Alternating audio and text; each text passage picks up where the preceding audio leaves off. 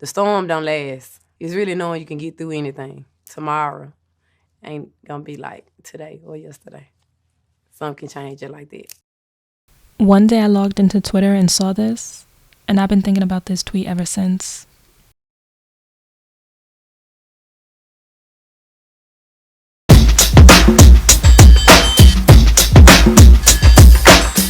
I'm gonna be real with you, I don't even know where to start. So if you found this video thinking I was gonna give you a linear breakdown of Black feminist theory from inception to now, this ain't it, baby. And that's the thing. The term theory is not gonna guarantee things are neat, organized, and perfectly digestible.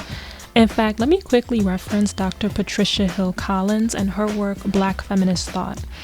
While discussing her book, she claimed that theory was controlled by elite white men. Theory is what those guys do.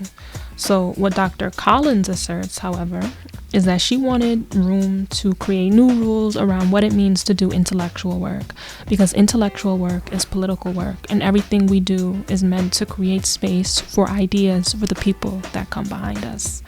So I interpret this to mean Black feminism and everything surrounding the thoughts, practices, and protocol is fluid. And that's all I'm trying to do here. Do some semi-intellectual work by breaking down GloRilla's song through that lens. And I'm also trying to stall while I come up with a definition of Black feminist theory, or thought, of course, to honor Dr. Patricia Hill Collins.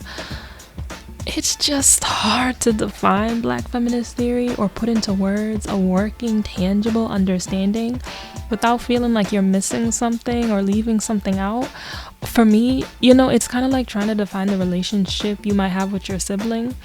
You can tease them, but no one else can. And that's kind of why I feel this way. I don't know, it's how I feel about Black feminist theory, but it's deeper than that, and I don't have the language to articulate it. And maybe that's why I can relate so much to that tweet. I don't know how it's theory. I just know it is, because it is. Now, I absolutely think words are important. Language is how we communicate, so I don't try to negate the importance of saying what you mean and meaning what you say. But my experiences being socialized as a Black girl, coming of age at a certain moment of time, navigating Black womanhood because that's what I choose and because I'm perceived as a woman, has acquired me a certain framework for how I understand the world. And that's the good, the bad, the ugly. It's the whole thing. So, in trying to be brief, I'm going to give you my fragmented work in progress attempt at defining Black feminist theory. And this, I hope, will set the tone for the video. Black feminist theory refers to all the ways in which Black women attempt to enjoy life in a world full of systems that don't want us to be free. Okay, so does that make sense? Mind you, it's a rough draft, but for now, it'll do. Let me just give you some qualifiers, if you will. So how am I defining enjoyment in this thesis? Enjoyment in this statement can be as simple and fundamental as survival, self-preservation, or just staying sane. It doesn't even have to be pure happiness. It can just be what Terry McMillan's idea of finally being able to exhale is. Great. So that's the first word I want to make sure everyone knows. The second one is systems. Yeah. This is just a placeholder term for all the works of oppression. Yeah, that's racism, sexism, misogynoir. Yeah, and these systems also include internalized misogyny, colorism, texturism, fat phobia, ageism, ableism, queerphobia, transphobia. Yeah, it's all the isms and phobias, but make it Black.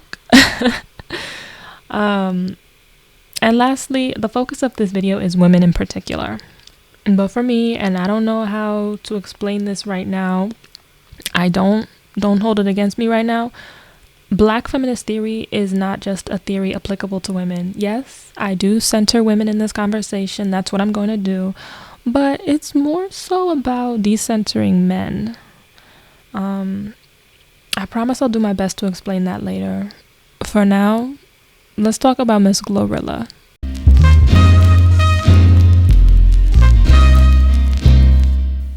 So GloRilla, Gloria Hallelujah Woods. Tell me that's not a name. She's from Memphis, Tennessee. She was born July 28, 1999, which makes her a Leo. In her own words, she said this: I started getting notoriety in like 2020. So at the time of me recording, it's 2023. This young woman has been rapping for about 3 years. I first noticed her summer 2022 with her song FNF. What I liked about the song and the music video was that it's an anthem. It's definitely one of those forget these men, I want to be ratchet and turn up with my friends type of sound. And that's exactly what I was here for. The music video is GloRilla in a parking lot with her friends, dancing, cutting up, celebrating the freedom of being fresh out of a romantic relationship. And that's literally it. No huge production, no true storyline, no big budget. That's the creative direction. That's literally the whole point. Regular black girls acting like regular black girls. And one thing I love seeing is the pregnant friend in the group also participating in the antics. It's light, it's catchy, and that's all it needs to be. What did Sweetie say? Something fun, something for the summertime. So this is how I reflect on GloRilla's music. It's for the girls. It's her lyrics, her energy. It's all about decentering men and finding community amongst your friends. That's theory.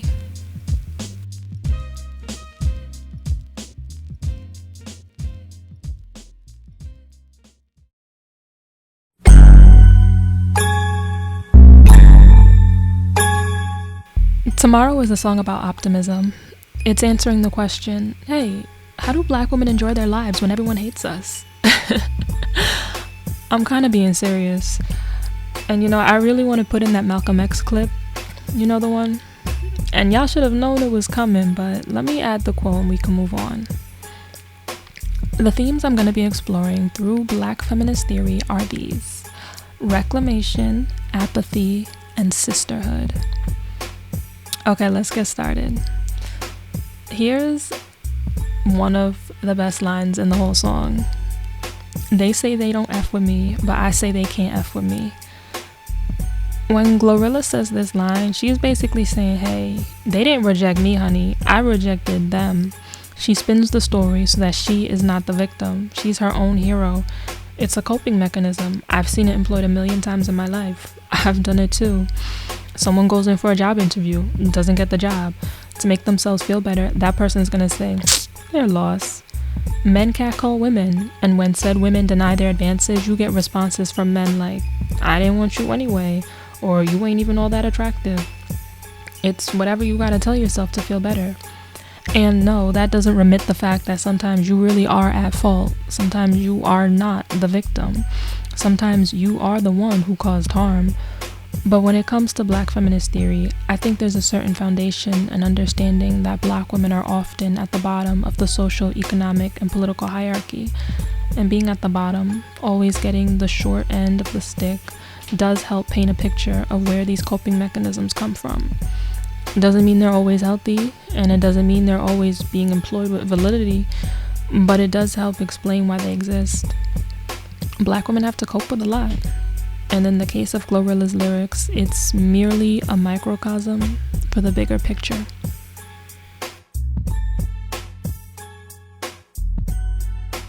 Can get my feelings hurt today, I won't give an F tomorrow. Moving on does require a certain level of apathy. They say that love and hate are two sides of the same coin. To fully move on, you need to not care. Indifference is the key. When GloRilla says, can get my feelings hurt today, I won't give an F tomorrow, she's telling you that she can move on in a day.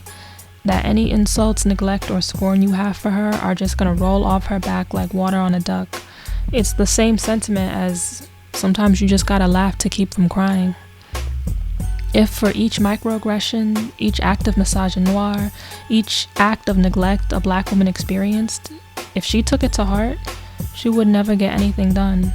She would crumble. And I don't want to lean into the strong Black woman stereotype and act like a Black woman's apathy is her strength. I think it's another coping mechanism. But there is beauty in it. There's depth in knowing that this too shall pass and you will make it out. Not too much apathy. I'm not saying don't feel things. Don't just take injustices and get walked all over. The point is you have to pick and choose when it's worth addressing. And not everything is. You can preserve your energy. And if that preservation comes out as apathy, then sometimes that's okay. Sliding with my gang and them, look at them like sisters. These women be letting them go out sad about these misters. Calling your friends sisters is love. I mean, they are part of your chosen family, and there's nothing greater than feeling connected to people who are in your life by choice. Toni Morrison said this: "Our friendships with other women are the currency of our lives. In the absence of so many support systems, we are it for each other. You have to work at your friendships with the same seriousness you did when you went to school." I think that's very tenderly said, and I think part of Black feminist theory is decentering men. We have to do it because we owe it to ourselves to let go of the internalized misogyny that keeps us in imaginary competition with other women. And just so you know, that imaginary competition, there's literally no prize. Community is important. It's good for the soul. We are inherently social beings, and finding a sense of belonging is human nature. We need it, especially women. All these themes are inextricably linked to self-preservation. Whether you're reclaiming a narrative, overcoming adversity through apathy, or finding community and sisterhood, all you're doing is trying to survive in a world that wasn't designed for us. And at the end of the day, we all want to accomplish more than just self-preservation. We want to live. To live is to flourish, to be happy, to be whole. We owe that to ourselves. But first we must survive. And how do we do that when it's hard to find yourself outside of the performance of womanhood? If we don't know ourselves, how do we know who to keep alive?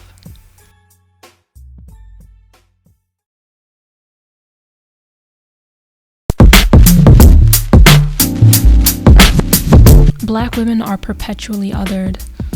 Black people know what I mean when I talk about the performance in the world, the hyper-awareness that you are not white or even a non-black person of color. Black women, more specifically, know what I mean when I talk about the performance within our own community.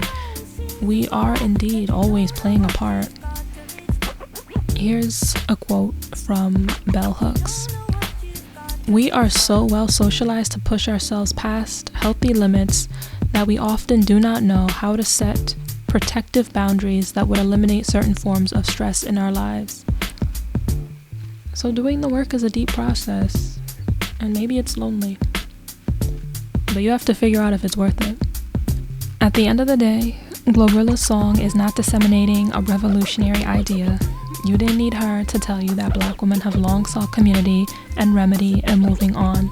We are forced to do that each and every day, whether or not we get an apology, an acknowledgement, or even love.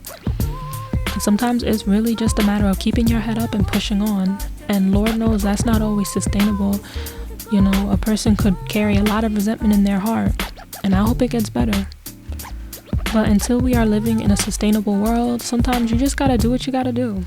And that's all I'm gonna say. Her song is a tale as old as time. It's essentially an inverted, mature Black version of the song Tomorrow. You know the one from the musical Annie. I mean, look at the opening lyrics. "The sun will come out tomorrow. Bet your bottom dollar that tomorrow there'll be sun." Just thinking about tomorrow clears away the cobwebs and the sorrow till there's none. The message is self-preservation at its core. It's basically championing the mind's ability to hold on to hope as an incentive for survival. It is so easy to give up, to surrender to misery. I mean, even on a less morbid scale, it's easy to be complacent. Everyone can get comfortable with the status quo. I mean, especially in a capitalist world. I mean, I mentioned this before, but I'm gonna keep using this Assata Shakur quote. "People get used to anything. The less you think about your oppression, the more your tolerance for it grows. After a while, people just think oppression is the normal state of things. But to become free, you have to be acutely aware of being a slave. Feeling hopeless, feeling like there is nothing to look forward to is not a fun place to be. And I'm not criticizing anyone for having those thoughts or being in those situations. No one chooses to be depressed, no one chooses their trauma, and no one chooses to enter this world and work under oppressive conditions. I'm certainly not trying to push the narrative that you can positively think your way out of depression. I mean, you can't just tell people to think themselves into a reality where they are not being oppressed. That's a capitalist tool disguised under the guise of spiritual wisdom. I mean, it's challenging to do so. Don't beat yourself up. And I'm not really proposing a solution. I don't even think I'm qualified to really say anything. All I can do is observe. And what I do know is that Black women have a history of not being listened to, not being seen, and not being human in all arenas of life. So the observation I'm making is this: what did you expect us to do, if not seek refuge in transmuting our survival into beauty? Nothing in this world is promised. So at the very least, let us have tomorrow.